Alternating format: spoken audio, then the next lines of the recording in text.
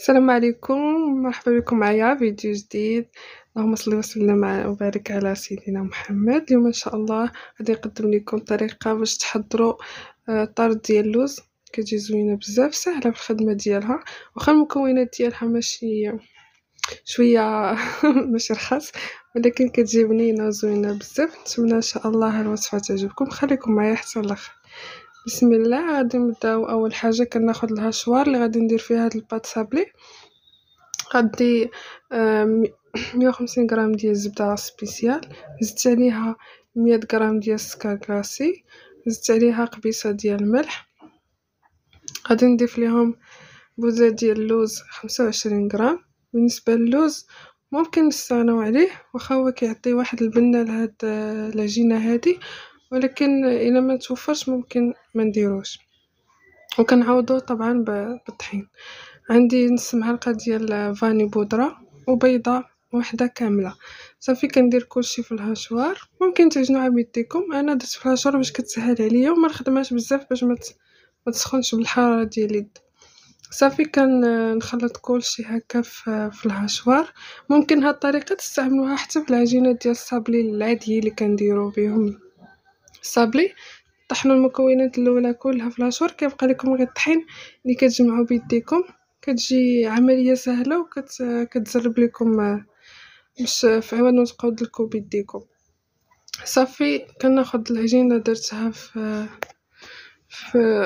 عفوا بعد ما تخلطت ليا العجينه حيدتها من الهشوار ودرتها في واحد البول. غادي نبدا نزيد عليها الطحين. بالنسبه للطحين عندي 250 غرام ديال الدقيق اللي غربلته. كنبدا كنضيف شويه بشويه حتى كنحصل على واحد العجينه اللي رطبه متماسكه. بالنسبه للطحين درته كامل لان كلشي عندي معبور.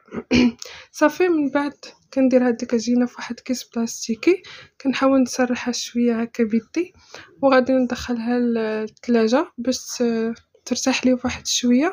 صافي غير شويه ماشي بزاف، واحد ربع ساعه ولا نص ساعه. من بعد كنخرجها كنديرها فوق واحد البلاستيك اللي سرحتها. درت واحد رشه ديال الطحين، حطيت هذيك العجينه ديالي ودرت رشه اخرى ديال الطحين، وكندير واحد كيس بلاستيكي اخر. صافي وغادي نسرحها بالدلاك حتى كتسرح لي، وما نديرهاش رقيقه بزاف.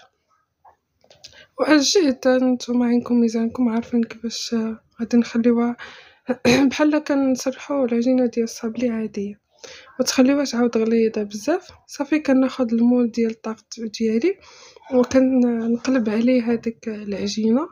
كنحاول انني نقادها مزيان بيدي، كنحاول دوك الجناب كندور معاها مزيان، كنضغط عليها باش كتشد الفورمه ديال المول. ممكن الا عندكم غير داك السيركل اللي داير ديروا غير سيركل داير. شنا ان شاء الله الا خديتو نوريكم الطريقه ديالو باش كتخدم. انا باقي ما عنديش، عندي فقط هاد المول هذا كنخدم به.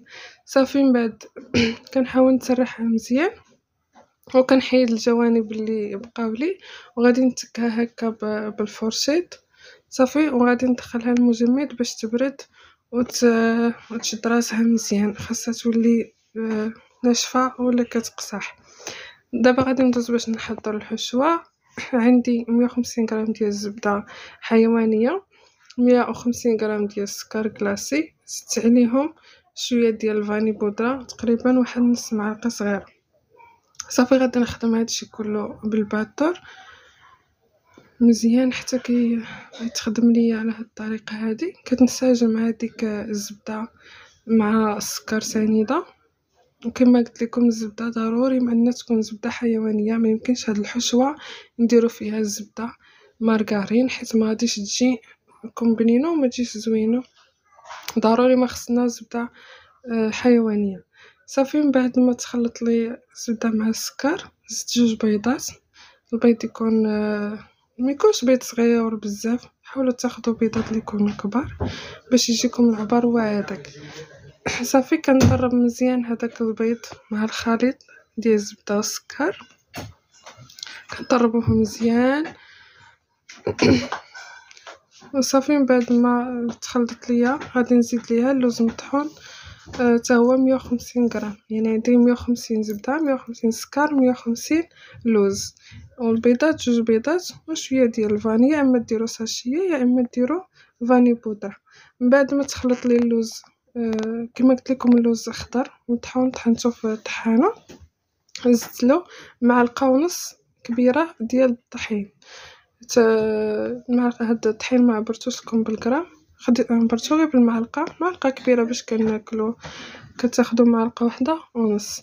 صافي كنجمع كلشي الخليط، نعاود نضربو هكا بالضراب باش كنعرف انه راه تخلطوا لي المكونات كاملين مزيان.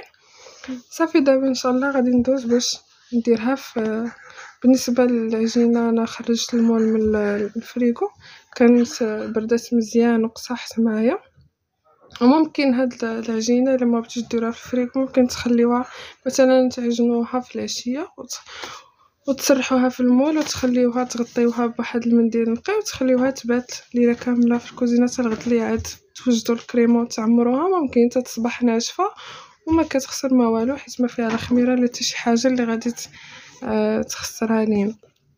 المهم ان العجينه خصها تكون نشفات، داكشي علاش المجمد كتجينا سهله، كتنشف وكتقصح معانا وفي مده كتكون قصيره. صافي كنسرح فيها مزيان هذيك الكريمه. وبالنسبه للكريمه راه ما كنعمروش المول حيت هي من بعد ملي كتدخل الفران راها كتنفخ وكتولي كيعمر المول كامل، كتوصل للقياس ديال العجينه اولا ديال لاباط صابري. صافي كندير ليها هكا اللوز ايفيلي من الفوق. ممكن عندكم حبيبات الشكلاط ديروهم حتى هما هكا في الوسط وعاد ديروا اللوز ايفيلي ولا اللوز كونكاسي مهرمش كنديروه فوق لاطاط كامله. صافي كندخلها للفران يكون مسخن من قبل، كنشعل عليها فقط من التحت حتى كنشوف انها تحمرات العجينه من الجناب وتاكدت ان لاباط ديالي طابت والحشوه حتى هي طابت. صافي كيبقى لينا غير تحمر لينا من الفوق، كنشعلوا ليها شويه من الفوق حتى كتحمر. ومن بعد صافي من بعد كنخرجها كتكون على هذا الشكل هذا. يا اما كدهنوها بالناباج يا اما كنغربلها بشويه ديال السكر كلاصي، يا اما انا درت نص نص، نص دهنته بالناباج ونص درت عليه السكر كلاصي. هي ندى غادي تقول لكم لاطاط كيف جاتك. واعره بنينه جات زوينه بزاف. اه تقول لهم جربوها. جربوها وردوا علينا. يلا نتلاقاو ان شاء الله في وصفه جديده. خليتكم على خير، مع السلامه.